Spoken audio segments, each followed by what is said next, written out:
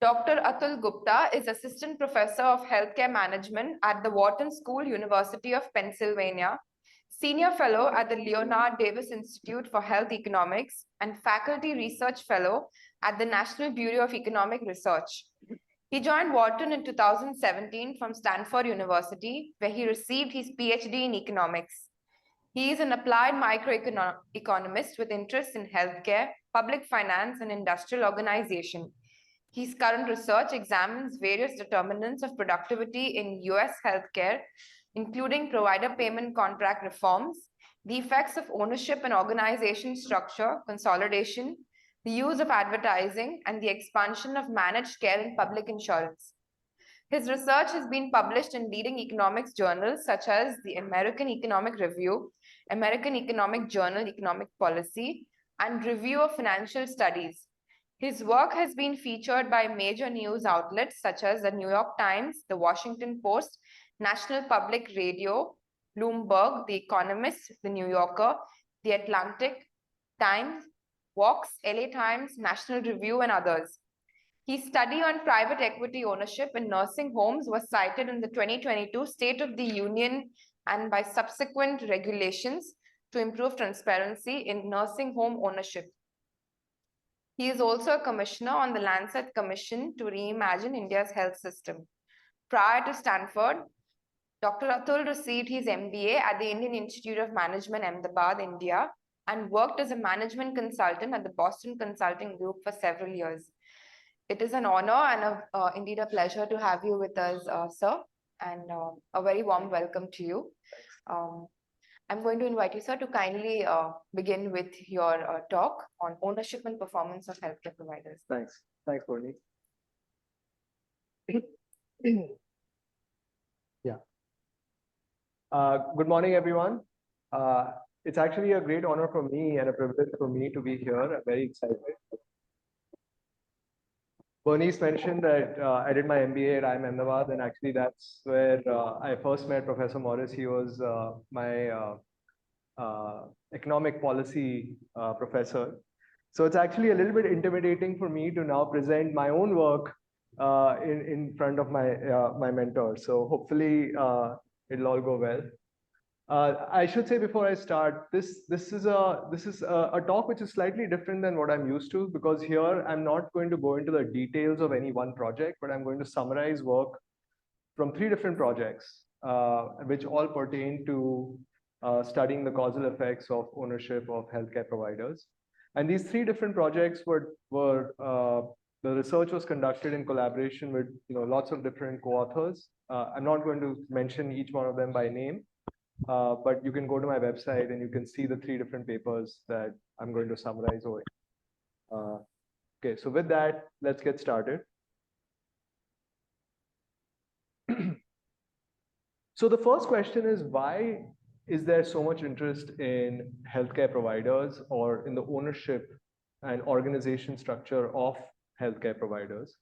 And I think we have to understand the background a little bit of that to sort of motivate this talk. The fact is that healthcare markets, and I say in parentheses in the US, but actually it's not just a US focused thing. I mean, some of these things that I'm going to talk about are US features for sure. But many of these features are just endemic to healthcare markets all over the world. So healthcare markets are not well functioning. And by well functioning, I mean what you think of as textbook cases of competitive, well functioning markets. And there are various reasons. The first one is that patients cannot assess quality of care. This is an inherent feature of healthcare, no matter where you look at it in the world. It's also a feature of education. And you can compare this to other industries like restaurants or retail, where consumers can assess quality and value very directly.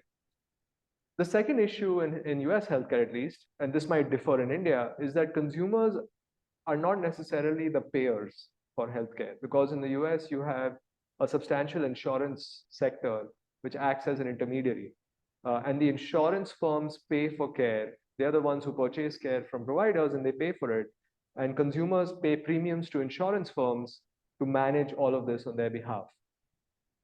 So consumers differ from insurers and they do not pay on the margin for care. In the US, insurance is generally quite generous. And so when you go to a hospital or you receive some sort of care, you don't actually pay the full price of that care. You only pay a fraction, which is called cost sharing. And the cost sharing can be structured in different ways. But the point is that you don't pay on the margin for each dollar.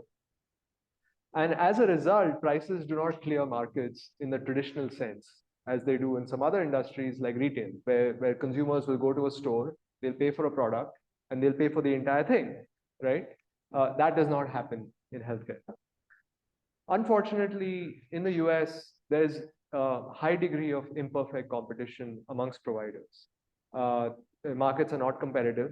In fact, as an example, the average hospital market in the US is highly concentrated. And that's not my term. That's actually a designation given by the US Department of Justice. So the US Department of Justice, they have these horizontal merger guidelines and they calculate concentration shares. And if a market is above a certain threshold, it's considered highly concentrated. And the average hospital market in the US today is highly concentrated. And it's actually been highly concentrated for about a decade now. So, and that this is hospitals, but you can say the same thing about physician, various types of physicians.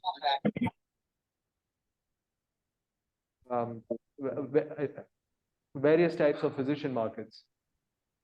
And the last feature which makes this different from a textbook well-functioning market is that there's extensive government intervention in the healthcare sector. And that's also common all over the world. Healthcare by its very nature is often seen as a right.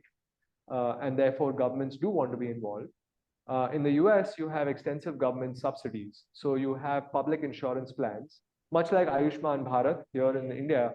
You have in the US, public insurance programs for low-income people. That's called Medicaid, and I'll touch on that later.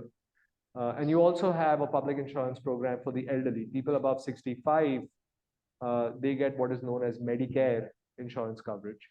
So you can see that the government is a big payer of healthcare.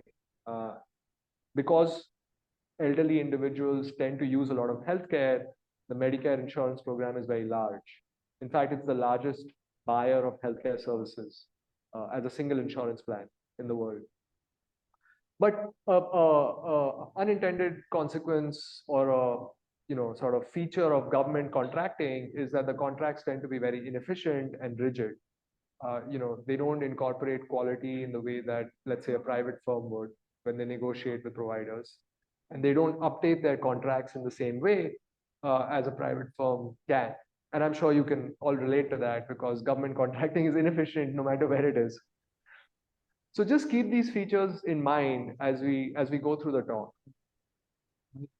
Because of these imperfections in the healthcare market, ownership of providers has become an issue that's long been. So economists have long been interested. So first of all, economists have noted from about, for about 50 or 60 years now, that in the healthcare market, and again, this is in the US, but I think the same is true in India, there's a variety of ownership forms that coexist. You have non-profit healthcare providers, you have for-profit healthcare providers, and you have government itself establishing its own healthcare providers. So all three coexist in the healthcare sector in a way that's somewhat different than, let's say, in other sectors. You don't see such an extensive non-profit sector in other sectors in the US. And this quote, which I won't go through in the interest of time, is from a seminal paper by Ken Arrow from 1963. It's often considered to be the paper that launched the field of health economics. And in this quote, which I've taken out, he just makes the case for why is it that you have such a dominance of non-profit hospitals in the hospital sector in the US. And he argues it's for two reasons. One is that they might be subsidized in some way. Either they might be charitable trusts, or they might receive some tax benefits from the government, because of which they can offer care at a lower cost, and that's why they can compete with for-profit firms. And two, which I think is a more important point, is that patients are very suspicious of for-profit entities. Because they cannot assess the quality of care, and because they do not know whether the care that's being delivered is appropriate or not, they tend to be suspicious of for-profit entities and why those for-profit entities are suggesting certain types of care. And that creates the space for non-profit entities because for whatever reason, they tend to be more trusting of non-profit entities because they tend to be associated with either the government or churches or other kinds of social organizations which are mission driven, right? And I think all of those things you can relate to because that's true in India as well. So for the last 3 or 4 decades, a lot of work has been done to study the ownership and performance of healthcare providers along multiple dimensions. The first and most important is profit orientation. Is it the case, the original hypothesis that Ken Arrow mentioned in that paper, is it the case that non-profit entities deliver better quality of care than for-profit entities? And so a lot of work has been done on that. A recent addition to this, in addition to government, non-profit, and for-profit, is a specific subset of for-profit facilities which are private equity owned. And I'll talk a little bit more about this when I get to that part. Another thing that people have tried to study is it the case that larger firms which enjoy economies of scale and scope, they do a better job. They're more efficient, they are more standardized, they have better personnel than, let's say, the mom and pop versions of healthcare providers.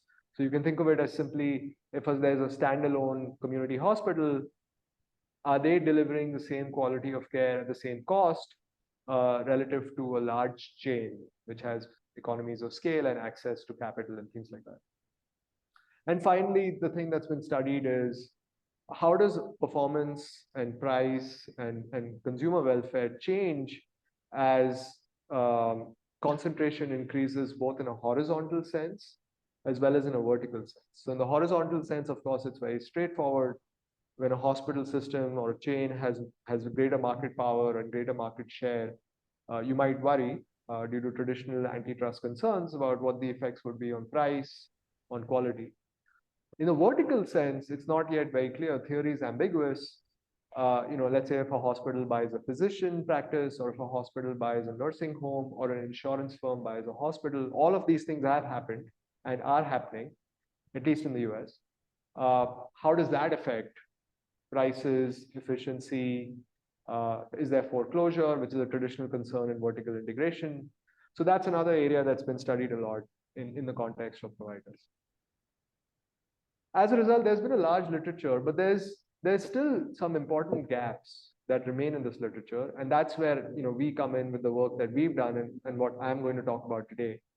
So first of all, privatization has rarely been studied in healthcare, and this is important because in the US, traditionally, we had a very large government sector in hospitals.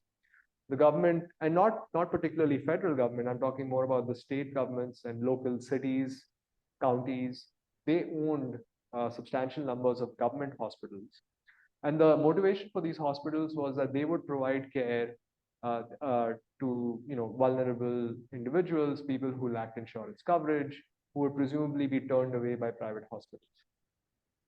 But over the last few decades, these government hospitals have slowly been privatized or sold or shut. And that's actually something that's not really been studied. Separately, there's actually very little evidence on government ownership to begin with. Most of the literature has focused on comparing private for-profits to private non-profits. And the government sector as a whole has somewhat received stepchild treatment from researchers. Now, theory predicts that non-profit firms are more altruistic and quality focused, although they might be slightly inefficient or substantially inefficient, depending on what study or what assumptions you make. But if you look at the empirical evidence is actually quite mixed. So some studies have found that non-profit hospitals are altruistic, but other studies have found that non-profit hospitals change their behavior if they are in competition with for-profit entities. So if a market is dominated by a for-profit hospital, for example, then the non-profit hospitals in that market start behaving very similarly to the for-profit hospital in order to survive. And so there's some debate whether there actually is much difference between non-profits and for-profits, at least in the private sphere.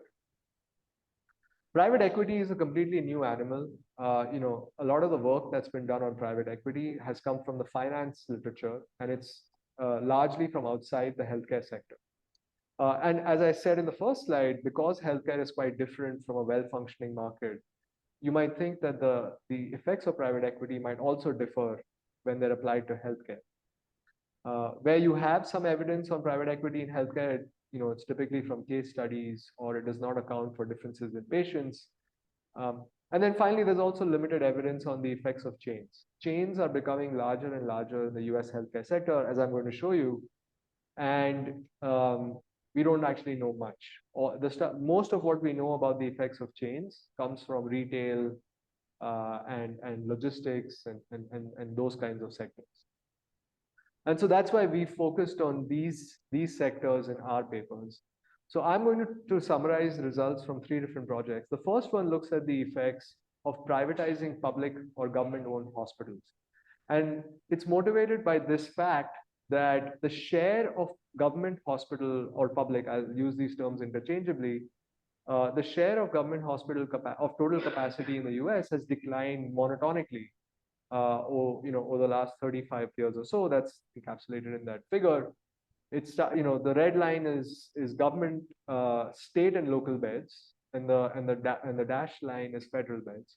We won't focus on federal so much for this talk because federal hospitals are very different. They only focus on a sort of targeted population, military veterans, and so on. But the state and local hospitals are community hospitals. They serve all kinds of patients. Anybody can walk in.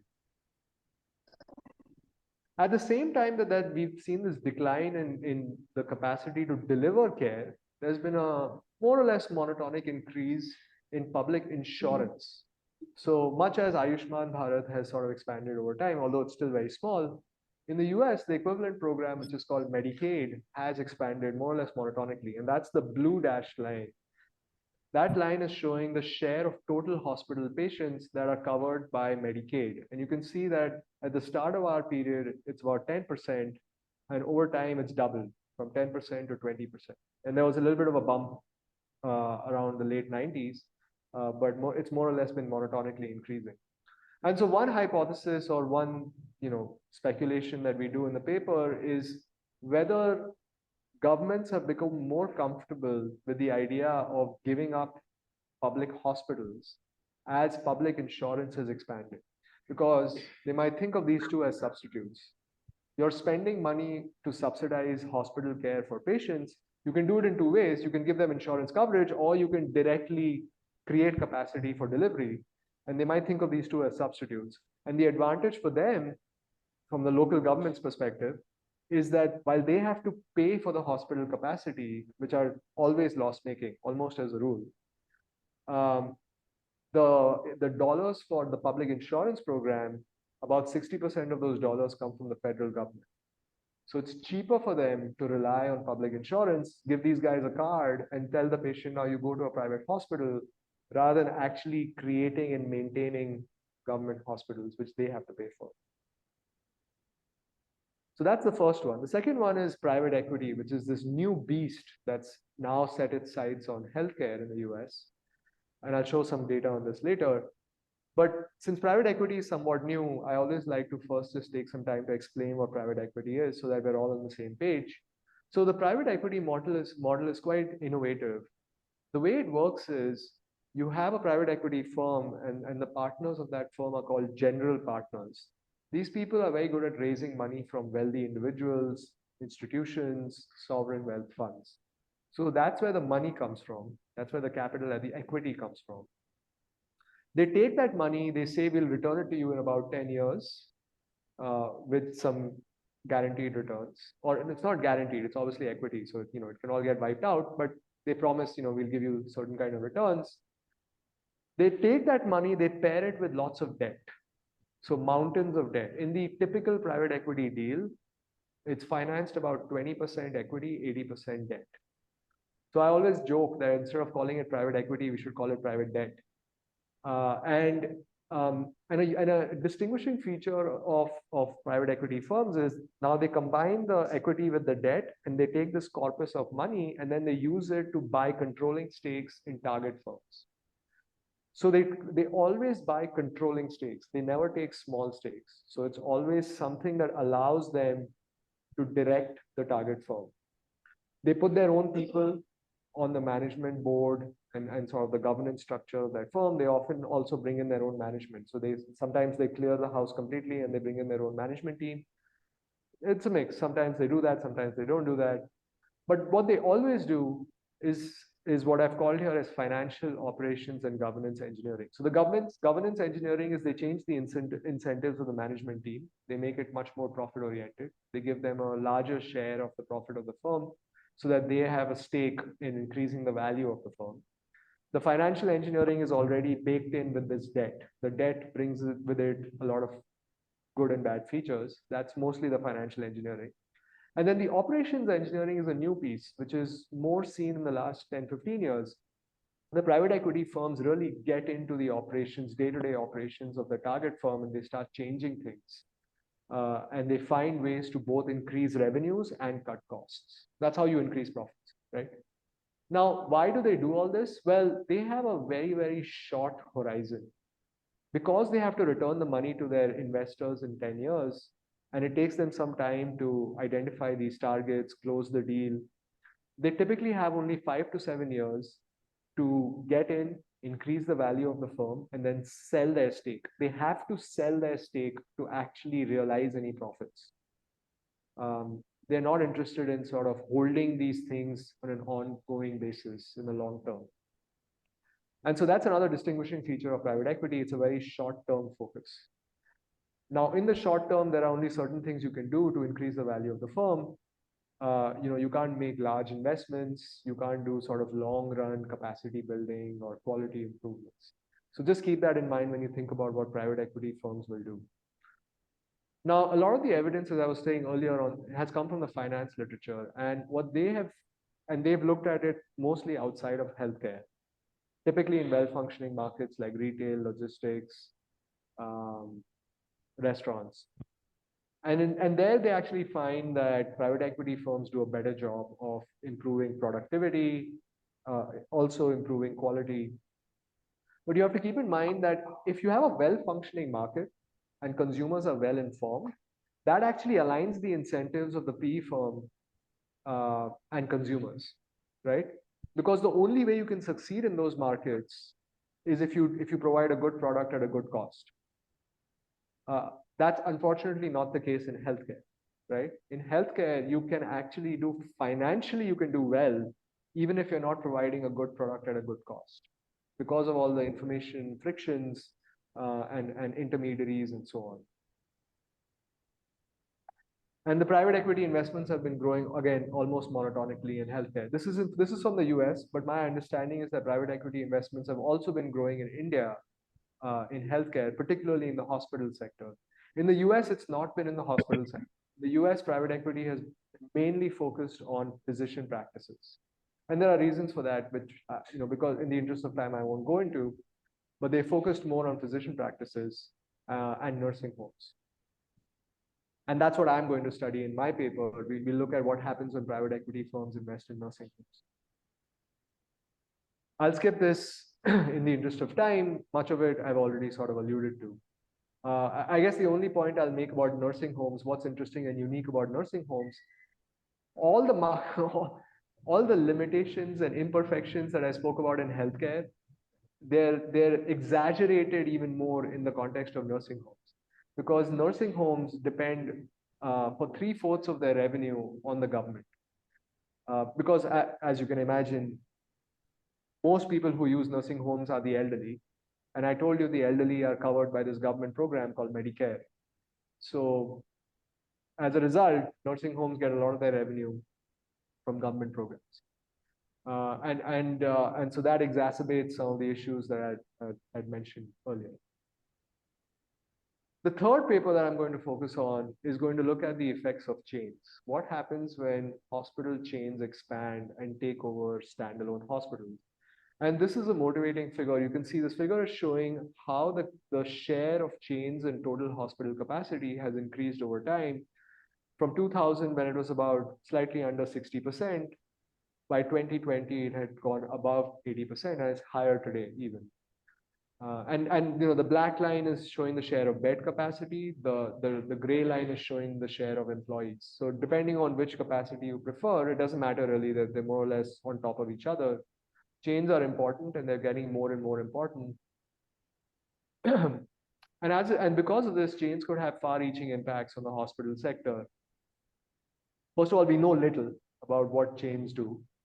You know, there's some evidence that they charge higher prices. We don't know why they charge higher prices. Although theoretically they enjoy scale economies and they should be more efficient, we don't actually have clear evidence on their efficiency. And also the effects on quality are unclear, and you can make arguments in both directions. And so depending on what you believe, you know, the industry will tell you that chains are the solution to all the problems in the hospital sector. But then, of course, people on the other side also worry that they might just increase prices without actually changing the product in any way.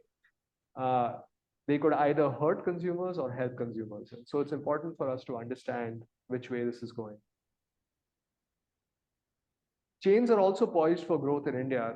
We already have quite a few large chains, and they're growing larger all the time. You have Apollo, which already has 70. Manipal now has more than 20. Fortis also in somewhat the same range. According to this article that came out in the Business Today, chains already account for about a quarter of hospital capacity in India.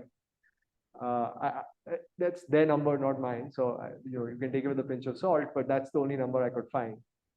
And they have ambitious growth plans. So as much as they already have a quarter of capacity, they're already talking about, so for example, from Apollo's annual report, I got this figure, they plan to increase their capacity by 20%. And there might be similar plans for other chains. And partly these ambitious growth plans are being fueled by private equity. So private equity has been investing a lot in chains in India recently.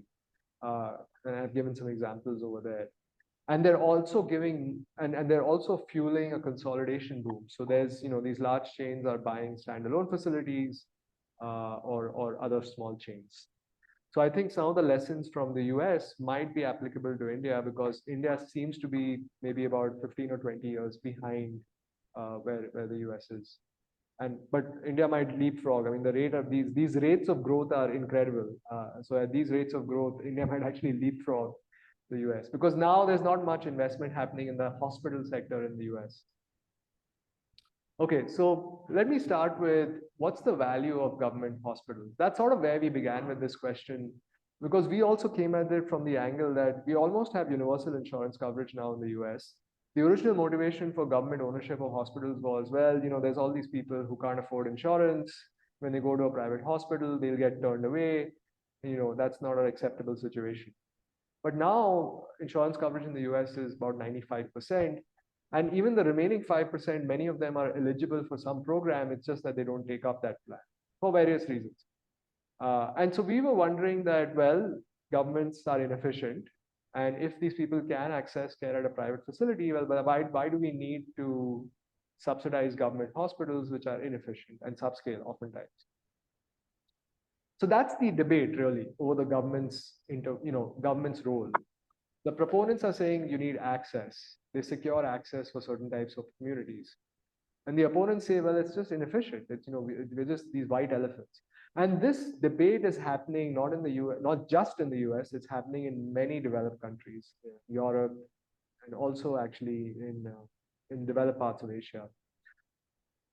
So what we do in the paper is we look at about 260 privatizations that occurred over the last 20 years, roughly.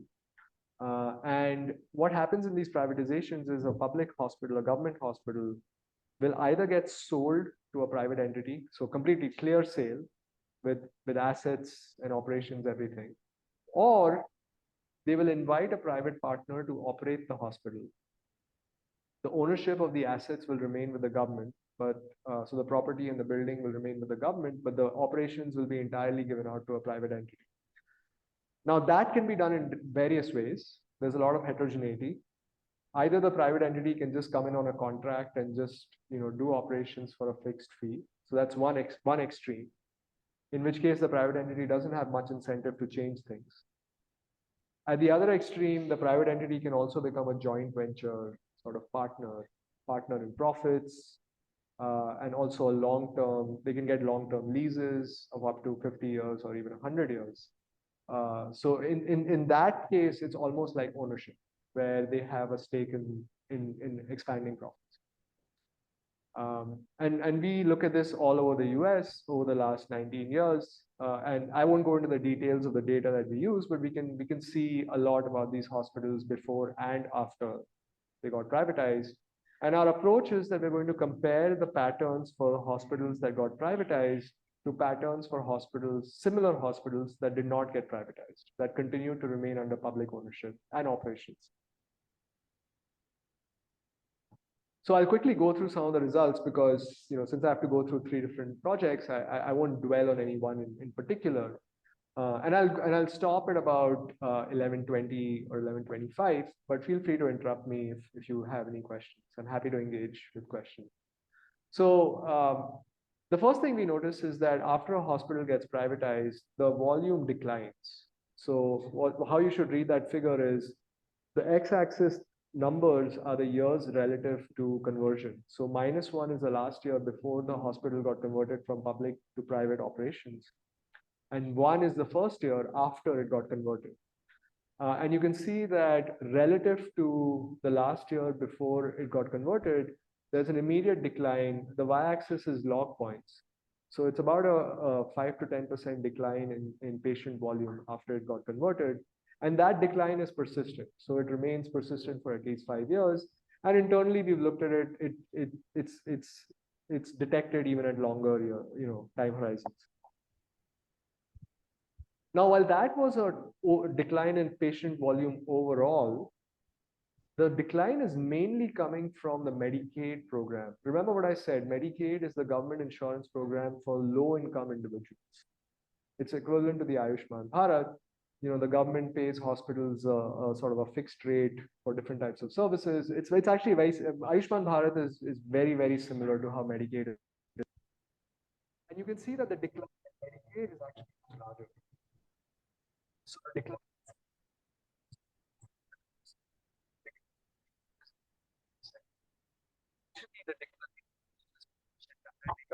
decline in Medicaid. So it's a disproportionate decline amongst Medicaid patients. They're the ones who are actually not accessing care to the same way. We then said, okay, well, that's at the hospital level. And maybe the hospital cuts back on volume and these patients have to go elsewhere. But that is not a big problem if other hospitals in the same market accept these patients, right? So if you want to think about whether consumers are actually experiencing a decline in access, you should think about it at the market level. And so we then looked at the same sort of analysis equivalent at the market level. And we compared volume. So we compared volume at markets which had a hospital which got privatized to markets which had no such hospital, right? So somewhat you can think of it as treated hospitals, treated markets to comparison markets. And what this figure is showing is when a market experiences a privatization, so to speak, total volume dips a little bit in the first and second year, but then it kind of comes back to baseline, right? So total volume doesn't seem to decline in a very persistent way. So it seems that neighboring hospitals might be stepping in. But when you look at the picture for Medicaid, the decline in Medicaid at the market level is first of all larger, and it persists for a longer period of time. So if I stop this figure at year 4, actually, that effect on volume is statistically significant, and it's about a 5% decline at the market level. And what that is telling us is that while overall volume seems to be more or less stable even after a market experiences privatization, Medicaid volume does decline. And if you do the math, the decline in Medicaid volume at the market is almost exactly what you would predict if the neighboring hospitals did not step in at all. So if you take the decline at the privatizing hospital and you multiply it by the privatizing hospital's share of the total market, that's exactly the decline that we get at the market level. So neighboring hospitals do not step in and take these patients. These patients either do not receive hospital care or they have to go much further. See, even otherwise, even if say, the neighboring hospitals picked up all the patients, Yeah. there would still be an issue of service level.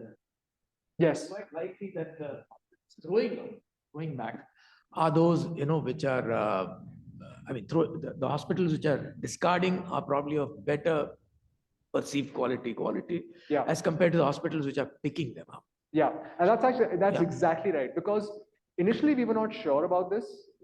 We thought, oh, it's possible that the hospitals that are being privatized are the the worst ones.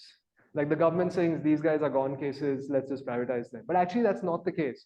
The hospital, because it's a two-sided deal, right? Somebody has to be willing to come and operate those hospitals. So in practice, the hospitals that get privatized are actually the better hospitals, because the private sector doesn't even want to touch the really bad government hospitals. And so you're right, the hospitals that are being privatized are the ones that were actually doing a relatively better job. And now these patients are either not receiving care or they have to go much further, which, as you understand, in the case of hospital care, which largely tends to be emergency care, can have implications. And I'm going to show you some results on mortality. The table is difficult to read. The font is small. I apologize. But I didn't intend to go through the numbers. The main point I wanted to make is that the decline in Medicaid, there's a decline on average, but certain markets experience larger declines. And those markets are of two types. One is markets which are lower income. So lower income markets are the places where you want these government hospitals to be, but those are the markets where when you have a privatization, the volume declines the most. And the other type of market where you see a bigger decline are concentrated markets. So markets where hospitals enjoy market power and they know that patients have little option, that's where you see a bigger decline in volume after they get privatized. I have a question. So, for my understanding, so Yeah. as you're saying that the privatization happens, Yeah. And because of that, patients are not accessing the services with those particular hospitals. Is Yeah. it because of only the quality, perceived quality, as we just discussed, or is there any difference between the costing as well? Although they have the insurance, Yeah. but still, is there any difference that, if that was a government hospital and then it became privatized, Yeah. and because of that perception, people or patients are not accessing the services? Yeah, no, I That- think that's possible. It's not something that I can speak to directly with the data that I have. Why they are not. I can see a decline, whether it's supply side or demand side. I think it's difficult for me to tease it out beyond a point. My speculation, based a little bit on data, is that it's mostly supply side. It's not demand side driven, and there's two reasons for that. One reason, as I said earlier, patients, especially the Medicaid patients, they don't pay. It's a government program. It's free for them. The government fixes a tariff, which it's like a set tariff which they pay the hospitals. But those tariffs are lower than what the hospital would get from a private insurance firm. And so that's why the hospitals do not want these Medicaid patients. Even though they pay them something, they get much more. And they would rather give their bed to a private insurance patient. So that's why I think it's coming from the supply side. And as an example of how they might be doing this, so here I'm giving you an example of a particular service line, obstetrics. So obstetrics is, labor and delivery. And in the US, labor and delivery is highly dependent on Medicaid. About half the births in the US are covered by Medicaid, the low income program. And that's why obstetrics, yeah, do you have a question? Beds are declining dramatically, means a significant decline in the public beds in the US system compared to the Indian system. Yeah. Because our Indian system, public beds are increasing. Okay. So suppose if the obstetrics and related things are declining, means it will adversely affect the common people. Yeah. So means the labors are becoming more expensive. Right. Right. So, but what this is not. So actually, I apologize. Suppose the person don't have the Medicaid. Suppose if it is a migrant person. Yeah. Going for an obstetric care. Yeah. So how they can afford? Yeah, so that's a little bit of a gray area. In some states, because Medicaid is a state-by-state program, which I think Ayushman Bharat is, I'm not sure, but I think In India, the difference is this obstetric care, means especially the delivery care is totally free. for anybody. In India. Yeah, in India, whether Okay. you are above poverty line or below poverty line. In public health facilities, I'm talking about public health facilities, it is totally free. Yeah, And it's even not. it's Yeah. providing some incentives to Okay. attract more people to the public health institution. But that is not happening. It's not happening in the Yeah. US. And it's not free for people above. Yes, yes. Yeah, it's only free if you're on Medicaid. And Medicaid in some states covers what they call undocumented immigrants, but in most states does not cover documented immigrants. Yeah. Yeah. Hold this first. So thanks. So the whole thing is we are talking on one hand of access and the other hand is efficiency. Yeah. The two things that we're continuously shifting between. Yeah. Now, so if with this increasing privatization, obviously a lot of people are being left out. So Well, it is wasn't that- obvious to us, but No, yeah, but it seems like that's the is it- case. Since you are studying it, so Yeah. would you say the country is okay with creating a new form of inequality? Just to be a little more. So I'm just trying to understand because So you've been. I think that's a great question. I think the reason why this paper has received a lot of attention is because this was not well understood. So first of all, the fact that there's increasing privatization of government hospitals, that itself was under the radar. And it was under the radar because think about it, these decisions were being made by thousands of cities and counties across the US in a very disaggregated way. It's not like, the president has suddenly come in and said, okay, now we have a government policy where we're going to privatize all government hospitals. So it's something that's happened below the radar. And people haven't really ever shown the light on it. Even researchers haven't. So I think we ourselves were surprised. There's a lot of conversation about inequality, obviously. Oh, the video. Oh, yeah. So there's a lot of conversation about inequality. And I agree with you that our results are showing, which we did not expect. Honestly, like I said, when we started this project, I thought this was going to be government is inefficient, we pay too much, we should get the government hospitals out, shut them all down. It's become a very different paper. I agree. I think privatizing these hospitals has exacerbated inequality. So what we have, the conclusion that we've come to is expanding Medicaid is not a substitute for government capacity of delivery. You need some minimum government capacity of delivery, and maybe you even need to think about if the real reason is that the city governments and counties don't have money to support these hospitals, the states and the federal government should think about funneling some money to them to keep these hospitals open, because otherwise it's compromising their own Medicaid program. The Medicaid program is becoming just an empty card, which you have the card, but the card it's not worth anything because you go to the hospital and they turn you away. Or they find ways to turn you away by basically, not accepting services that are heavy Medicaid. And also it kind of, if you look at in India, where we're trying to bridge the gap, Yeah. and ensure health for all. Yeah. As I'm listening to you, I see a contrary opening up in the case of US, Yeah. right? You are not trying to bridge the gap. In the name of efficiency, Yeah, I told probably widening to that gap.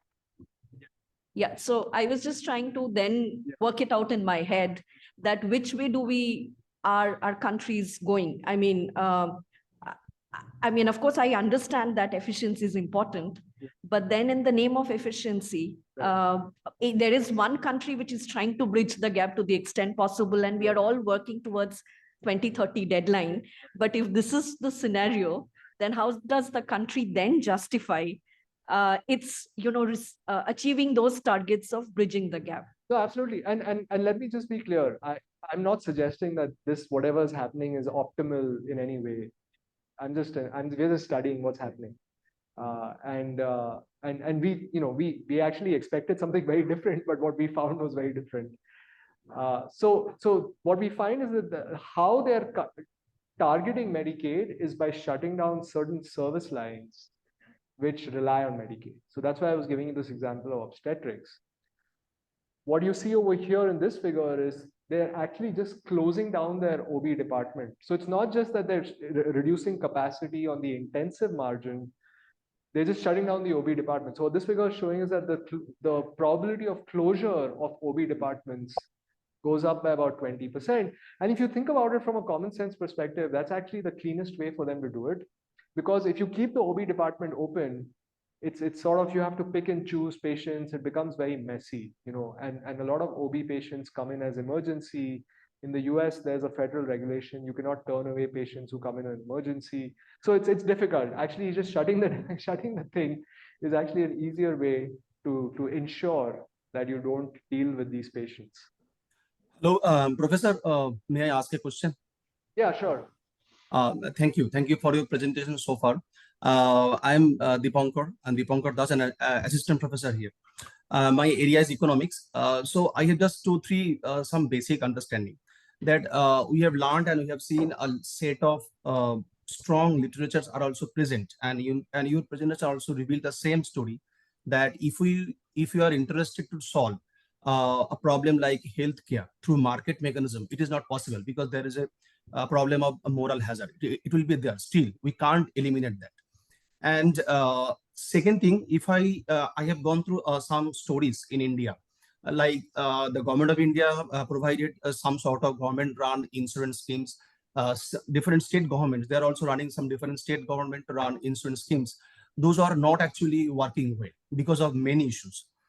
So in this scenario, if we could talk about the term called universal healthcare mechanism. So you have been doing your research in this field for a long time. So if you could give some light in it, that how universal healthcare mechanism can be used to solve this issue. Because if you are creating much more on privatization in terms of healthcare mechanism, I think that is not the best solution as of right now. So because if we are creating competition among the hospitals, that is private equity owners, and simultaneously by the public institutions with different medical or medicated insurance policies, I think it will create another complex problem. So I just wanted to know from you that has there any possibility to transform from these situations to a place where we can create a good universal healthcare mechanism? Is it possible or not? And if it is not, then why? Well, that's like a $1 billion question, right?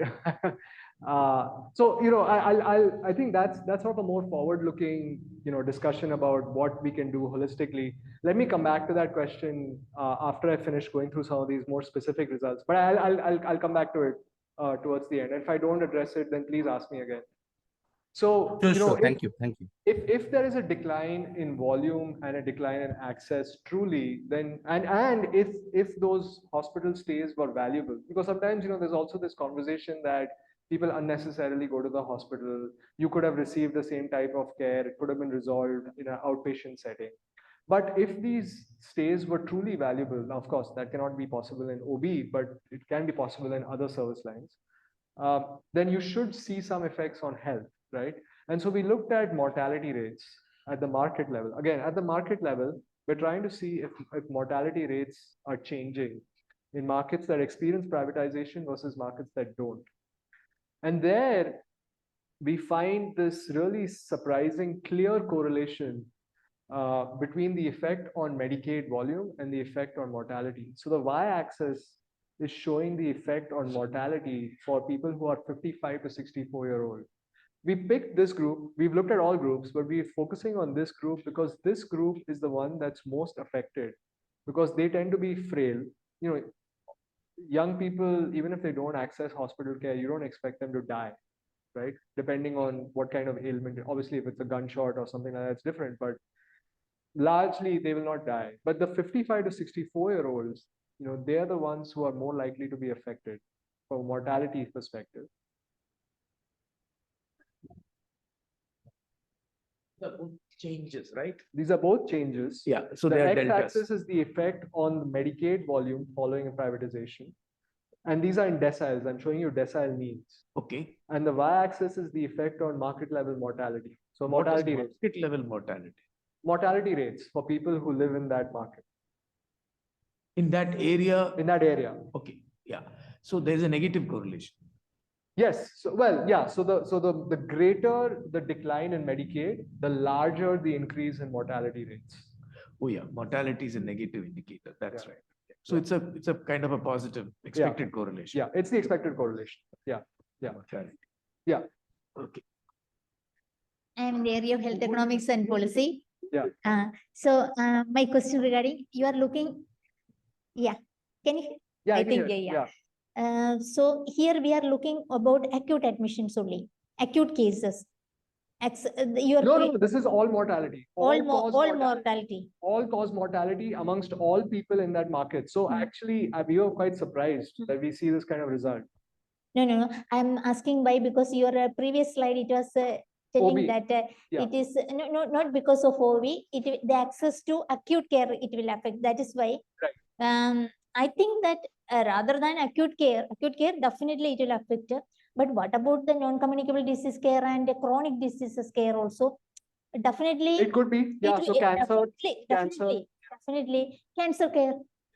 So definitely the mortality, even cardiac problems. Cardiac programs, yes, absolutely. Anything. Yeah. Any non-communicable disease means and even COPD. Yeah. So we actually, when we disaggregated, so this is all cause mortality. Just in the interest of time, I only showed all cause. But if you disaggregate this, a lot of it is coming from heart disease, kidney disease. So that's where most of the increase is. Suppose a person wants dialysis, what they can do. Yeah, absolutely. So it's completely true. So it's acute, but also chronic, intense chronic conditions. Yeah. The interesting thing is that the correlation is only with the decline in Medicaid. We don't see this correlation with the decline in non-Medicaid volume. And so this is actually going against, sometimes people make this argument that Medicaid just unnecessarily covers hospital care. People are, inefficiently using hospital stays when they're on Medicaid. But what this figure is telling us is that no, actually, when there's a decline in Medicaid volume, mortality rates are going up. So actually the hospital stays were socially valuable. They're not just frivolous use of hospital capacity. It is non-Medicaid, meaning the private insurance. The private, mainly private, but also the elderly, the 65 and above. Okay, all right. That program, without going into the details of the minutiae of the institutions, for whatever reason, that program pays much higher rates. Okay. The low income program is a stepchild, so they pay much lower rates. Yeah. Suppose if there any mechanism to monitor that unnecessary use, means induced demand in Medicaid, means India it is happening. Suppose if it is our Pradhan Mantri Arogya Yojana, PMJY and all these things, sometimes it may induce demand. People will go and take unnecessary care. Is it happening, or any mechanism to control that kind of things? They have come up with many mechanisms. There's a lot of debate. About those mechanisms. Because that is one of the reasons of market failures in health. That is one of the market failures. So what, like the most common mechanism is that it's delivered through a private insurance firm, which acts as an intermediary. And the private insurance firm will put all kinds of restrictions. If you need to go to the hospital, you need to get approval or authorization by a physician first. Then you can go to the hospital. So they put in those kinds of what they call demand utilization induced restrictions. Yeah. But there's a lot of debate about that. I mean, people also argue that that's putting unnecessary burden on these already vulnerable and low-income people. Okay, so let me move on in the interest of time to the private equity study. So the first one, takeaway, government hospitals matter. Even if you expand coverage, to Dipankar's point, you can't just completely get rid of government hospitals. You need to think about a future where you divide your funds between insurance coverage and also maintaining some residual government capacity, and think about how you can make them more efficient. I didn't present any of the results on efficiency. We actually find they don't become more efficient in any meaningful way. The costs come down a little bit, but not much. So that remains a point of concern, but perhaps there are other things that need to be done to make them more efficient. Okay, so the private equity setting, we look at it in the context of nursing homes. There are about 15,000 nursing homes in the US, and we study all of them. We had data from the government where we could look at what happens to patients when they go to these nursing homes, their mortality, how much the government spent on their care. This all came from the Medicare program, which pays for medical care for the elderly. And the elderly are the people who mostly use nursing homes. And we matched it with information about which nursing homes were bought by private equity firms over 2004 to 15, so about a 10-year period. 100+ deals involving about 1,700 facilities. That took a long time to figure out which facilities were acquired by private equity. I'll skip some of these details just in the interest of time, but you know, the bottom line is, so here I'm showing the results on some outcomes, the important outcomes of interest. One is mortality. We look at mortality rates starting, within the 90 days following discharge from the nursing home. And that's sort of a standard way to look at mortality or quality of care of healthcare facilities. We also look at how much was the total amount billed by the nursing home to the government plan, both for the nursing home stay itself, as well as for the nursing home stay plus all care that was delivered in the 90 days following the nursing home stay. So you can see we're thinking about this 90-day period as sort of a part of an episode. The nursing home stay plus the 90 days is like an episode of care. And we're seeing both mortality rates as well as spending. And the upshot is we find that there's a 2.4 percentage point increase in mortality rates for patients who are served by private equity owned nursing homes. That's a lot. The average mortality rate is about 18 percentage points. So on a base of 18 percentage points, mortality rates are going up by about 2.5 percentage points. So, that's like more than a 10% increase. The worst part is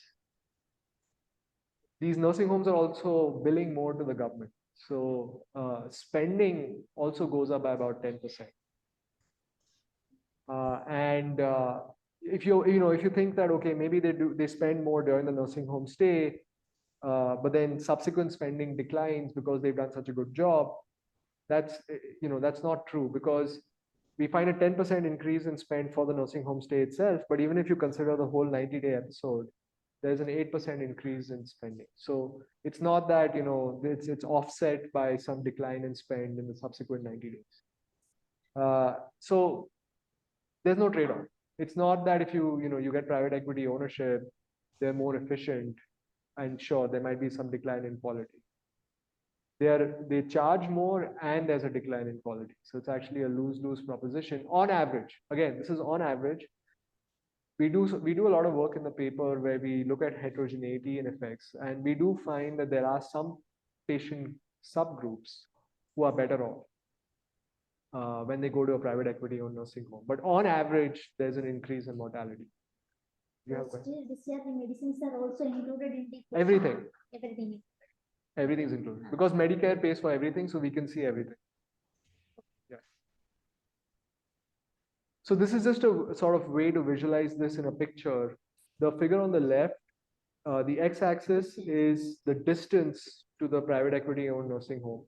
The idea is the closer you are to the nursing home, the more likely you are to go, because distance is a big barrier. People don't like to go to facilities that are further away. And the y-axis is the probability of death in the left figure. The right figure, the y-axis, is the log spending. And you can see the closer you are to the private equity owned nursing home, both the probability of death increases and your spending increases on average.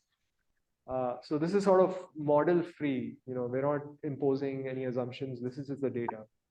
I mean, we've done a little bit of fixed effects and so on, but it's as non-parametric as we could make it. So this is pretty compelling evidence that people are worse off. Now the question is there smoke, right? There can be no smoke without fire, sort of thing. So we see a decline in health on other outcomes also. So not only do we see increase in mortality, we can see a wealth of information about these patients, because uniquely for nursing homes, they also survey the patients. They ask them, and they have doctors who assess, is your mobility increasing, things like that. Do you have bed ulcers? What's your pain intensity score? Things like that. And in particular, these 4 outcomes are the ones that are tracked by the government. And you can see that they're actually increasing. If you go to a private equity facility, you're 3 percentage points more likely to use antipsychotic drugs, which are associated with higher mortality. their mobility is more likely to decline, and their pain score is more likely to be higher. So it's not just that they're finding death; we're also finding a decline in other measures of well-being, which makes us more confident that yes, that overall there's a decline in health. Why is this happening? Well, the number one reason that we think it's happening is because they're cutting back on staff, and they're less likely to be complying with all the minimum standards that they're supposed to be complying with. And remember what I said earlier, they have a short-term horizon. In the short term, they have to increase the profits so that they can increase the value of the firm when they sell it. In the short term, what can you do? Well, you can cut staff. It's easy to cut staff in the short term. You don't have to do much for that, right? And what these figures are showing, the left-hand side is showing the government assesses all nursing homes on an annual basis, and it assigns them a 5-star rating. And the left-hand side is showing that the 5-star rating declines for these nursing homes after they get acquired by private equity firms. The right-hand side figure is showing that the nursing hours per patient declines after they get acquired by private equity. And nurse staff is the biggest input. And nurses account for about 50 to 60% of the cost of a nursing home. So if you cut back on nursing staff, that's where you can reduce costs. I will say though, I don't believe that private equity is evil, or that private equity should be banned. I get this question, why should we just completely disallow private equity participation in healthcare? I think it's a more nuanced issue. I think that private equity is a very high-powered incentive structure, and their goal is to improve profits in a very short period of time. And you can see in a sector like healthcare, which is ridden with market failure, that can create problems, right? But there might be some pockets within the healthcare sector where perhaps it might be a little bit less problematic. I don't know about India, but in the US. Some examples. I have my doubts on that last thing. Okay. Less problematic. So as the one example that I've given over here is certain types of physician practices. So in the US, physician practices are highly fragmented, subscale. You have these mom and pops, you have like an independent doctor who has his own independent practice. He's sitting somewhere and he's seeing a certain number of patients, or whatever he can do in his own capacity, or you have two physicians. So it's very subscale. It's all very subscale. In the past, it was not a big problem because there was very little capital requirements when you were running a healthcare business, right? As a physician, you don't need investments in IT and so on. But today, what's happened is, because we want healthcare providers, regardless of whether it's hospitals or physicians, we want them all to be connected to sort of some common IT platform, insurance just having a third-party insurance intermediary creates a lot of paperwork, which is easier done through IT. Even being a physician practice, there's quite a bit of investment that's required. And so their scale matters.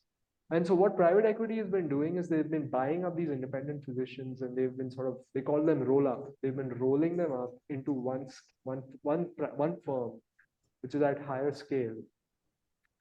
I have not studied physician practices, so that's my disclaimer, but I can see the argument.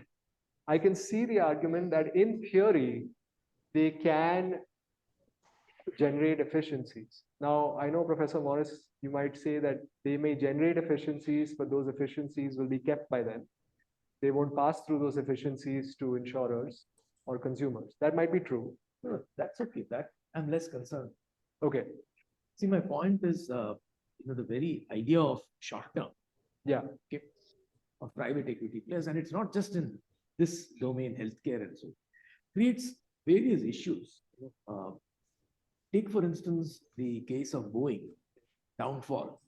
It was not really a private equity case, but once Boeing's management changed after its merger with McDonnell Douglas, and this whole idea that I want ROI, mark to market, quicker returns, meant that the huge reputation and the idea that I will not put a plane into the market unless I know it's absolutely safe and tested, because that involves cost, was in a sense set aside, violated, and therefore many engineers who came up on the older tradition left the company, and you see the kind of disaster. Yeah. So my point is, in those areas where there is a market failure, which pertains to life, a life good. So hospital services are a life good, actually. The probability, I mean, the potential for a private equity firm to, make a lot more money through efficiency gains in the form of, better work practices and so on is there. But the bigger question is, has it come through price effects? Okay. Has it come through monopolization? Yeah. Has it come through changing consumer preferences? Because here again, there is a possibility of changing consumer Inducing preference. demand. Yeah. Okay. So these are all questions, because after all, the profit motive is can be expected to be in sharp contradiction with something like healthcare, where the knowledge that the person has is going to be nothing compared to what the doctor has, even if at all he has, good enough knowledge. So I can hardly see private equity, contributing. Yet equity may be better, because equity at least has a longer term perspective. Yes. And therefore there is a reputational effect, yes, which may allow, a slightly a better deal. Yeah. Even conditional on, let us say, rejecting the poor patients and so on. So that's not my concern. My concern is not that they reject poor patients. That could be one way of stepping up the income and so on. And you find this in a large number of companies, which are dependent on reputation. Yeah. They seem to be inefficient because, when you look at it then from a market valuation perspective, they seem to be undervalued and for no reason. Okay? So here is somebody who thinks it can be valued up. He goes there, shows large cash flow by squeezing various things, which ultimately will destroy the reputation. But by then he's out. Yeah, okay? Yeah, so exactly. He's essentially destroyed a business. Yeah. Yeah. No, I completely agree with everything you said. In fact, in the paper, we talk a lot about reputation in healthcare and how reputation needs investment, but private equity firms may not value that investment. The one puzzle that I have, which the finance people have not been able to answer me, is how are they able to sell at a higher value? The people who buy, somebody is buying, right? Like when a private equity firm sells its stake, somebody is buying, somebody's on the other side of that transaction. Why is it that those people are not able to see that the private equity firm has actually cut the legs, as it were, of the business? So that part I'm still a little puzzled by, because if you think about it from an economic perspective, it's just the value of the firm, and whoever is buying should be appropriately valuing the firm. Right. So there are areas where the private equity truly creates value. For instance, if there is a laid back bank system, like let's say Karnataka Bank, it's a club-like thing, where everything is run for the employees' benefits. Yeah. Some of the older companies, in a non-challenging environment may have settled down. Yeah. So takeover becomes difficult, the whole takeover thing. And their private equity could shake up. It's like the leverage buyout. Yeah. See, the LBO at least had the advantage that they were not going to exit. That was not given upfront. So therefore, they would not sacrifice reputation. They would truly bring in operational and such other efficiency. Yeah. Okay. But even there would be a problem if there is a demand side market. The characteristics of the product are such that there is a market pay. Right. Okay. So my sense is that private equity does contribute in a large number of cases where the market failure is not the kind. Yeah. Therefore, there is a confusion in the market. Right. Yeah, it could Which be. may be the That case. could be. It could all. The other reason that we were thinking is, so that's one reason. The other reason we were thinking is that these products are difficult to value. And markets may not care about consumer value, right? As long as it's hidden.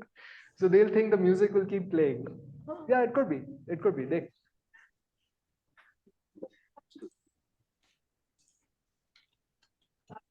Right. Is this value that we are talking about, and whether that is a true value. And the firms would play on exactly my ignorance. Yeah.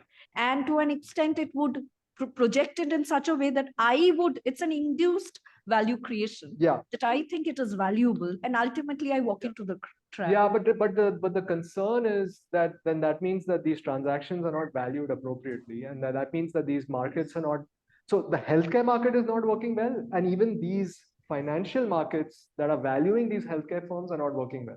So that's the problem. Let me. I'll just table these questions because I'm getting a little bit behind, but I'll come back. I'll come back to your question. Okay, so And this is a great segue. You mentioned this point about publicly listed firms might be different than private equity firms, because publicly listed firms do care about reputation.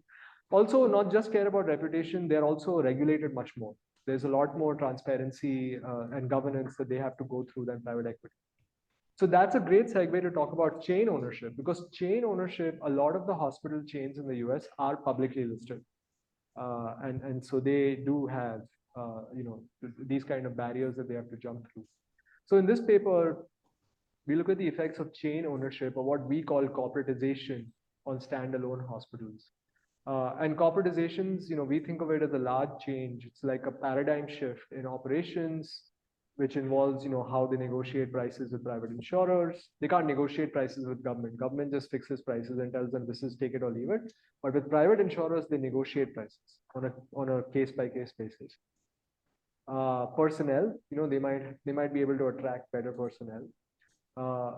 Clinical care protocols, because they can have better equipment, standardization, they might be able to do a better job. And of course, I didn't mention this here, but they likely have access to capital, much easier access to capital than these standalone hospitals. We look at changes for about 100 independent hospitals that were acquired by chains over a 5-year period, and we compare them to 250 hospitals that remain independent over this time. So that's our counterfactual. In a parallel exercise, we also look at 135 hospitals that were already chain owned, and they were sold by one chain to another chain. So those 135 hospitals experience a transition, but they don't experience corporatization. So it's a nice contrast. It allows us to disentangle what is the effect of corporatization versus what is just an effect of a disruption or a transition in ownership. And we look at mainly profitability and quality. In the interest of time, I won't talk about quality. The bottom line is we don't find changes in quality. And so this goes back to your point that perhaps these large chains, they have high reputation costs. And so while they do cut back, they cut back in a way that doesn't affect quality of care.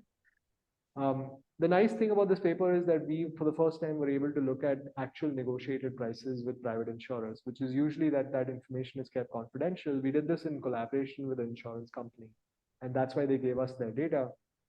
And then we also look at operating costs, labor, capital, financing, and so on. So just to preview quickly, in case I don't get time to go through everything, we find a 6% increase in prices for privately insured patients. So they're negotiating with insurers, they're able to negotiate higher prices at these independent hospitals.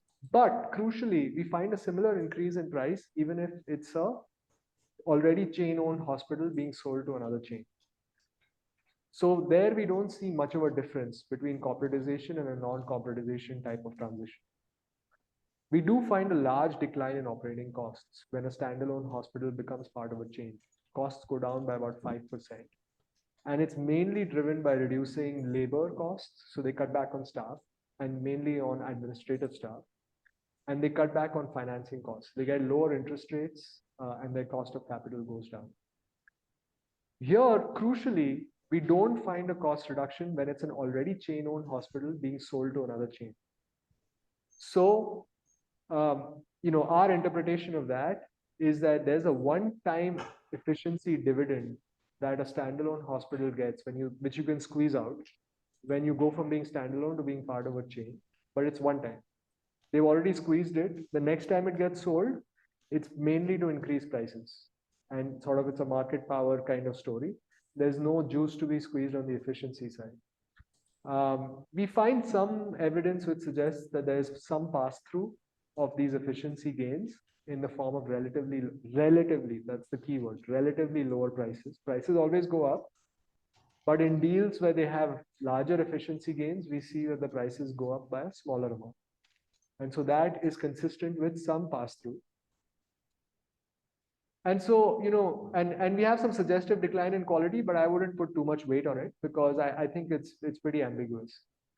Overall, our conclusion is that chains improve hospital sector efficiency, but they likely reduce consumer welfare because now the consumer is paying more for the same product.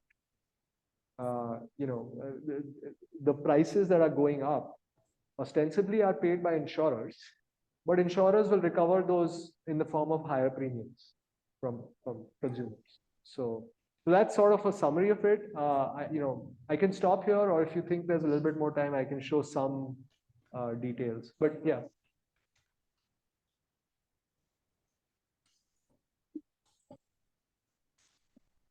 Subscribe? Yes, Yeah. absolutely. So specifically what's happening, at least in this case, is administrative functions like billing, they're centralizing them. Previously, the standalone hospital maybe had a team of its own, and now they fire all those people and they're delivered from a central location which services all hospitals in the chain. So that's how they're getting those gains. They're serving the same patient volume. Yes. So they're able to, that's why I think of it as an efficiency gain, because the labor intensity is going down. We do find some increase in readmission rates, but no change in mortality rates. So, I think, any PPP models are there? Public-private models, PPP models in? not really. Not, I mean, yeah. Because India, some states, it is working in a fantastic way. Okay. So that's. So how does the PPP, or maybe I'll ask this question. Partnerships. So the government gives the land. So government have some collaboration with some reputed, similar to Apollo or Manipal. Okay. They have some collaborations in certain, I'm not talking about all areas, but certain areas, they have beautiful collaborations. And in Tamil Nadu, they are working in a fantastic way, even up to the primary health level. Yeah. So I guess the challenge there is how do you scale that, right? I mean, you can have some local gems, but I guess the question is if you can find a way to scale that on a nationwide sort of replicable basis. In the US, I don't think there are. Yeah. I never heard about that. It might be, some of them might be included in what I was talking earlier, the privatization. Some of those are joint ventures. So it's an existing government facility. Joint ventures of private parties, not with No. So joint venture in the sense that it's an existing government hospital. The government wants to get out. So what they do is, something. yeah, so it's outsourced. But I haven't seen a greenfield joint venture. Yeah.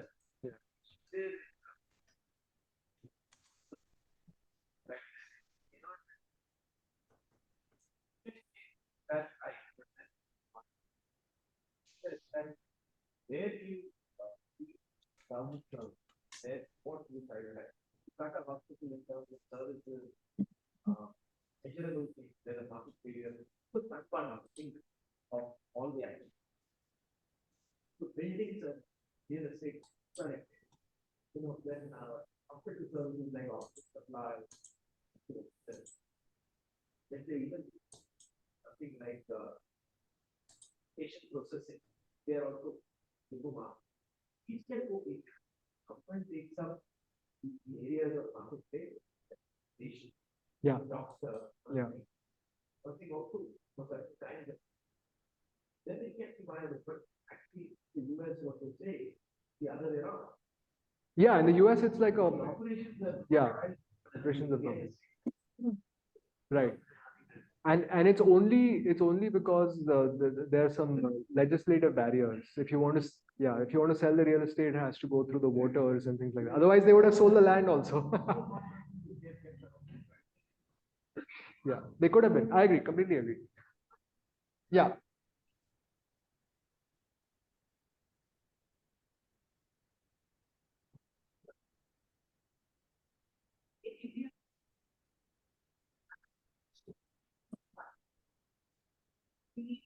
Improve the health for all, when you think about the SDGs, right? And we want to improve the health indicators like crude mortality rate or any other case specific mortality rates. With whatever data you have shown, it actually shows that the privatization is affecting the utilization of healthcare services. Yeah. Specifically for a specific population. So how does one, in this case, ensures that you are moving in a right direction towards achieving the SDGs or universal coverage? Yeah. Because that is what is affecting, that's what I see from the Yeah, results. so actually maybe this is a good point to talk about that, and then also Dipankar's question, because I think it sort of touches on this idea of, well, what do we do with this information, right? So, now I'm going to depart. Now this is my opinion. It's not what the research has shown, right? Because some of this is speculation. So On the privatization side, first of all, I agree with what Professor Morris said, that perhaps the privatization was not executed correctly. But two things. One is, as I was saying earlier, the government is going to spend money one way or the other. They have chosen to spend their money by expanding insurance coverage, and they seem to be shutting down delivery. But our results suggest that you cannot shut down delivery. So they have to find a way to maintain and try to funnel more money into delivery of care. Having said that, I think there is more that needs to be done to improve the efficiency of these local hospitals. There could be a role for the way they monitor these private firms when they privatize the hospitals. That could be changed and improved. They claim that they already put into the contract that access will not change, that they will not shut down certain things, but the results suggest that they do. So I think greater monitoring is needed over there. There might be some corruption, there might be some capture, that's all possible. So that needs to be looked into. What I always feel is more important is that the payers have the ultimate leverage, right? So Medicaid and Medicare, they're the ones who have the ultimate leverage because they're the ones who fund these institutions. And they can demand certain things. They already do. I mean, to be fair to Medicare already has a lot of quality monitoring that it does. But I think it needs to be tweaked. There is a lot of things that they don't track that needs to be tracked. And that I think will make a big change in private equity, because private equity, as I said earlier, keeping all those concerns aside, they are there now. So, if we have to manage them better, we've seen that they respond to incentives. And so if we can align their incentives with quality, then they perhaps will respond to that and they'll try to improve quality. Of course, it's a big debate in healthcare, what is quality? It's the same thing in education, what is quality? It's test scores. In healthcare, it's mortality rates. You might agree or disagree whether that's whether that's quality, but that's what we can measure. Having said that, if we can do a better job of aligning in their financial interests with the quality, I think we can go towards a long way. And then the other thing that I've argued a lot, including with the US government, is that we need to make everything more transparent. It took us 6 months to figure out which 1,700 nursing homes were bought by private equity. And if that's the state, how will you shed the light on these things, right? And so I think they've moved on that and they've tried to make things more transparent.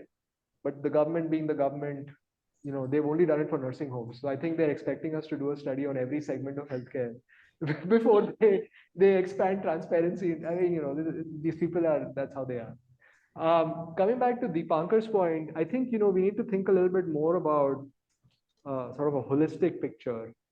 I think universal coverage is important. And to be fair, in the US, we've gone most of the way there. I said earlier, we are 95% insurance coverage. The remaining 5% of people can get it if they want. Not all of them, obviously. And this does not include illegal immigrants. So that's a separate issue altogether. And that's a separate discussion. But people who are legally in the US can get insurance coverage if they want, most of them.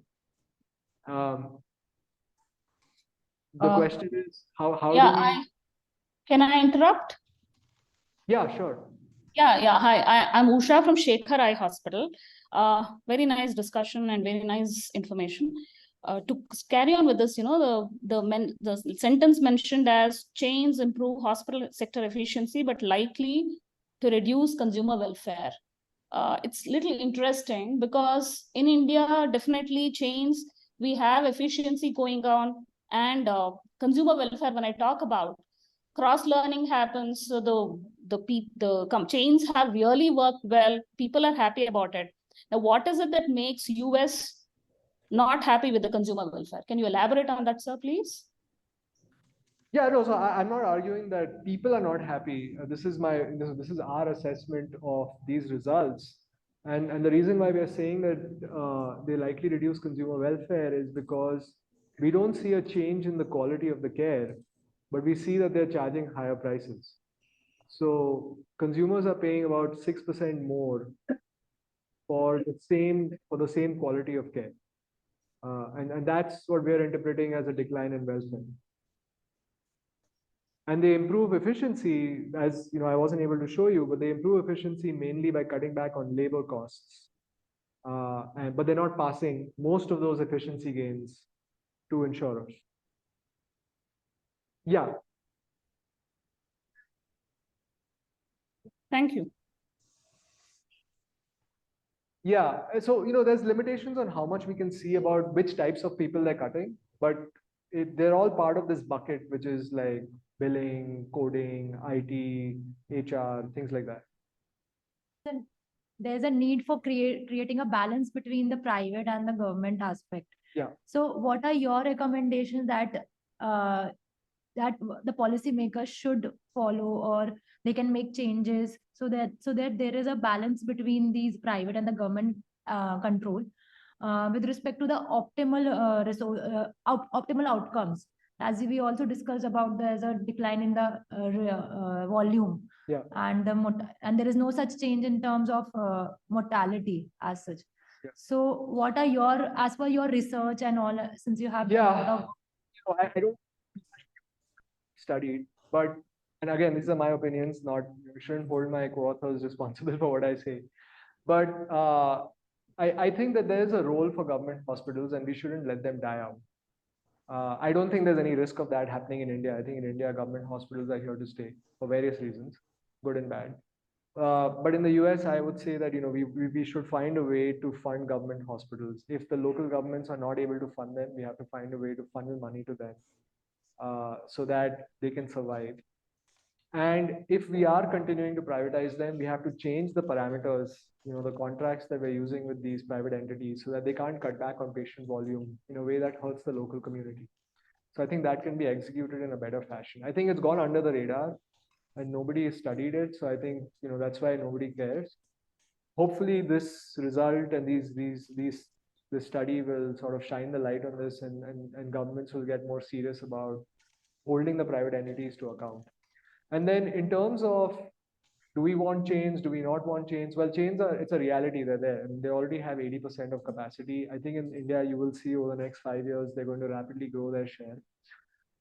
So I think the way there is you have to be very careful about allowing consolidation. I think our results suggest that consolidation leads to an increase in prices, and that's classic antitrust concern. So I don't know what the antitrust, both. Chains also increase because we find an increase in prices even if the chain buys a hospital in a different market. So it's not, even if it's not consolidating within the same market, they still find a way to increase prices. And there are reasons that we can get into for that. So I don't know what the antitrust regulation system is here, if there's an equivalent to the Federal Trade Commission or the Department of Justice, if they go after deals. I think there's a competition commission, right? So they have to be very vigilant because certain types of deals don't have any efficiencies at all. And even the deals that have efficiencies, they don't pass through those gains to consumers. So we have to be careful. If they're setting up new hospitals, that's great. If they're saving hospitals that were otherwise shut down, I think that also can be justified. But other than that, it doesn't seem like they're improving quality anyway. Or if there is a way to extract those efficiency gains and bring them into the social domain. So, if you say, okay, as a chain, we expect that you will be more efficient, but then if you are going to be more efficient, we're going to reset the rates accordingly so that the government and taxpayers also share in those efficiencies. I think that could be another way to sort of make it more of a win-win proposition than what it is right now. Okay, so I'll stop here because we're already 5 minutes over. But thank you so much for all the questions. Yeah. Okay. So I have a couple of questions, somewhat out of the syllabus, as it were. Okay. See, one is that when we are looking at the structure of hospitals and which is changing in the US, a good reference could perhaps have been the European context, because there it's not so much driven by insurance as much as by a certain presence, public sector presence. Yeah. And we know that upfront, the total healthcare costs in the US are about 15% and rising. Yeah. Whereas in Europe, it's probably in the low 10s. Yeah. Or maybe even less than that. Maybe even less than that.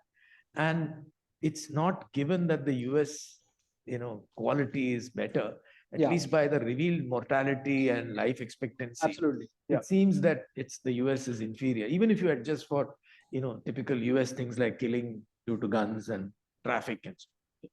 So what is it that we can learn from the European experience? Maybe your set of studies does show that a certain presence of the public sector, even if inefficient, kind of puts a kind of dampener on parasitic pricing and certain kinds of behavior, gives alternatives to doctors and others. So that's one hypothesis. See, the second one is that there is a certain kind of market failure which gets ignored, which is that healthcare is also a life good, and this is particularly evident when an emergency happens. Okay, so when a patient is brought into an emergency ward, in India, at least what you notice is the doctor may have been on his feet for the last 20 hours, 18 hours, but still he'll stand there and take care of the patient for the simple reason that he knows that if he doesn't do it, this guy is going to die. So it's like you and me being confronted with a situation where a guy is going to die, but your little intervention can change it. Okay, so irrespective of the rewards and so on, in that kind of a situation, there is performance. And a lot of India's performance of public hospitals is only based on that, not on right systems, processes, or rewards that match effort and so on and so forth. So that's why in an emergency, there is really no alternative from public and charitable hospitals in India, because they stand out there and they're all entrapped. So it's like you trap the young doctor into providing that service, because otherwise there's a ethical issue that he faces, which is a deep one. Which is violative of the thou shalt not kill kind of thing. So the point I'm trying to make is this market failure, can it be used more positively? Here, of course, it's being used negatively, but for you're exploiting the physician. You are exploiting the physician. Can it be used better by insurance company by restructuring some of the internal dynamics of hospitals? See, if we can put a constraint on what a hospital management can do vis-a-vis doctors, vis-a-vis nurses, then can a better result come? Yeah, I mean, can regulation get into the company? That's my point. Yeah. See, they do get into it's not a invalid principle, because when you have, let's say, a financial services company and so on, regulation does get into it. Yeah. Right. And says this is what you can do, this is what you can't do, and so on. Right. Yeah. So I'll have to think a little bit more about this suggestion. What I can say is, perhaps because motivated by these concerns, there has been over the last 5 years a lot of vertical integration. So insurance companies have been buying hospitals and they've been buying physician practices because they want more direct control over how those clinical protocols are set up and how decisions get made inside the hospital and inside the physician practice. And how physicians refer patients to hospitals, not for acute care, but for chronic conditions. So I think that's the direction the market is going in. The government has not so far tried to get inside micromanaging practices or any kind of help. Not even policy intervention, except on costs, right? That's what. So they've been doing it on monitoring outcomes. So they monitor outcomes, but they have not tried to get into monitoring inputs or nursing ratios and things like that.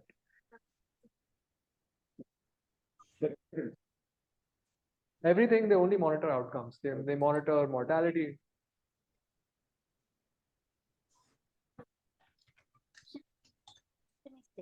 So we have to suddenly refer to the critical care department. So that kind of referral system and guidelines must be there. Right. No, there are guidelines, but the guidelines are not set by the government. They're set by professional, like bodies.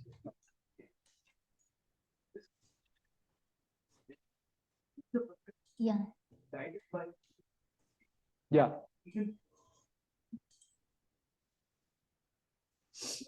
Yeah.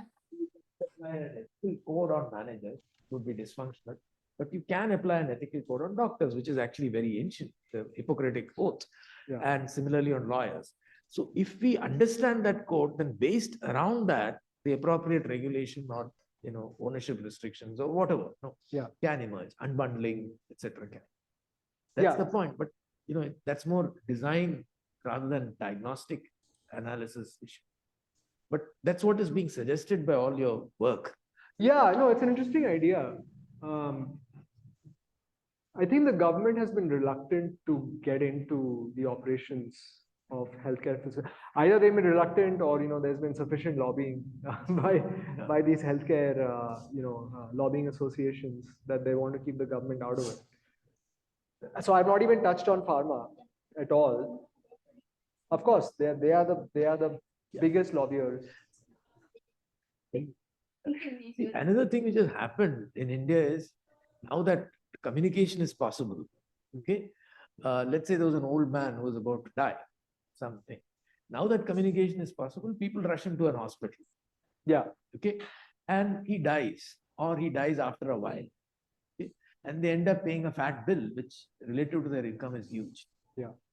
Because there again, there's a market failure. Your judgment of whether you need the product or not is not going to be rational. Yes. And that can be exploited by. That is exploited. That is exploitable. And perhaps that is where a lot of the value in private, when I say private for profit, but more so for short-term profit maximization. Yeah, so there the government has, there's been a lot of work that has thought about changing financial incentives for hospitals so that there's this thing called palliative care, where if a person is basically terminal, then you cannot, you should stop interventionist care, but just give them palliative care and just make them comfortable.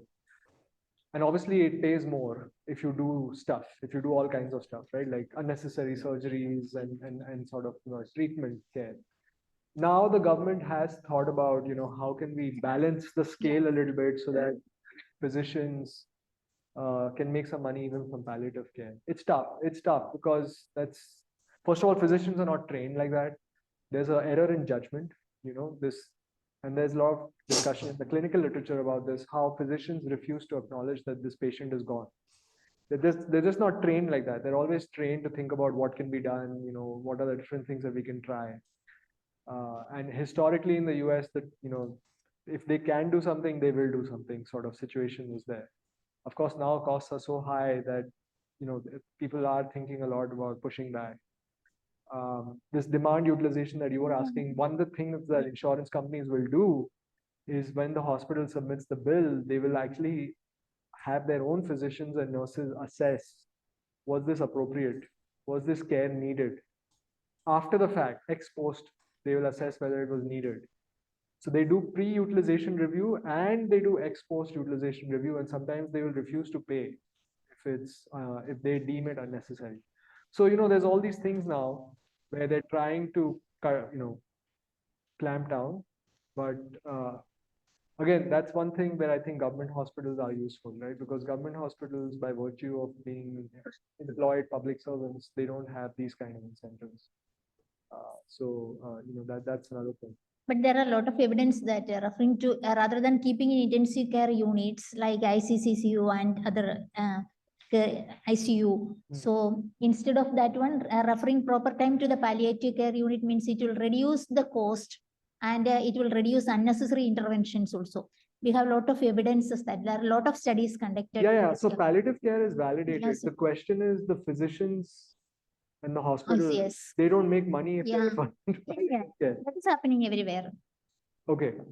Yeah. In private hospitals in India also doing the same thing. Up to the last moment, they will keep it into the ICCU or ventilator. Even there are reports are coming, even after the death of the patient, they will keep inside the ventilator for a few hours. Because that ventilator, they are charging for hours.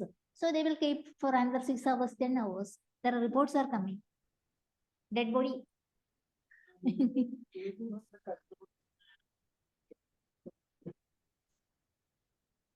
Yeah. I let him talk.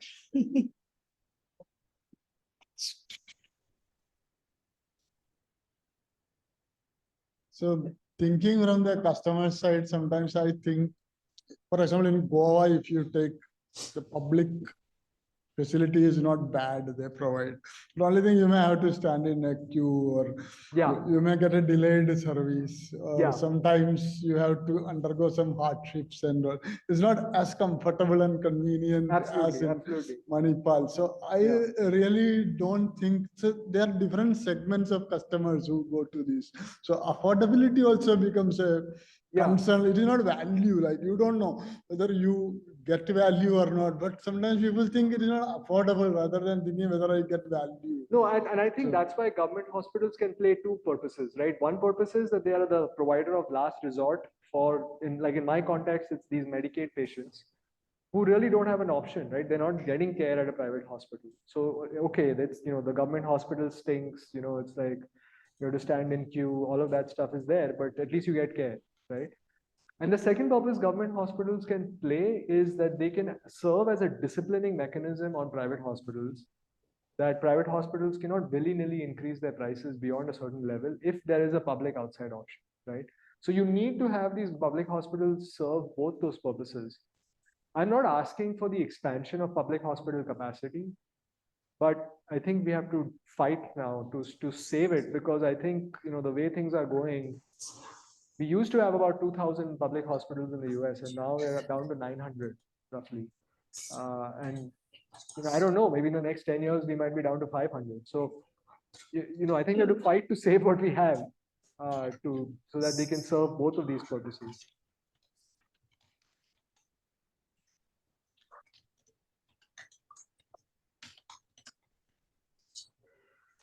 So thanks a ton, Atul, for having come here and spent so much time with us. It was wonderful.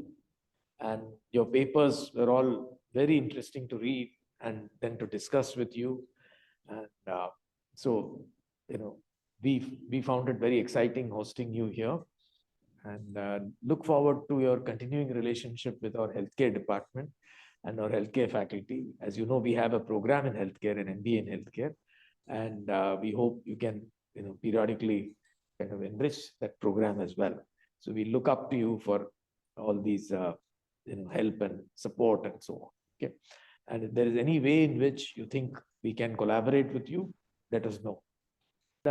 Also to all the people who came to this session, and also those who attended online, I can see quite a number. So thanks to all of you all. I hope there was some value that you could take back. This is a very important issue for us. We are at the midst where our problems are somewhat, I won't say they are different, but the bigger problems that we have are to expand systems, whether private or public, to include people who are hugely excluded. But these problems have already started at, being expressed and being understood, and therefore it becomes very, very important as well. Yeah. Okay. So thank you once again, and it was a pleasure having you here. And and thanks to Bernice who organized it. Thanks to Kea who could not be here. Kea unfortunately had a family problem and could not be present. So let me thank her also for having interacted with you and made it all very possible. Okay, so thank you. No, thank you so much. It was a great pleasure to be here.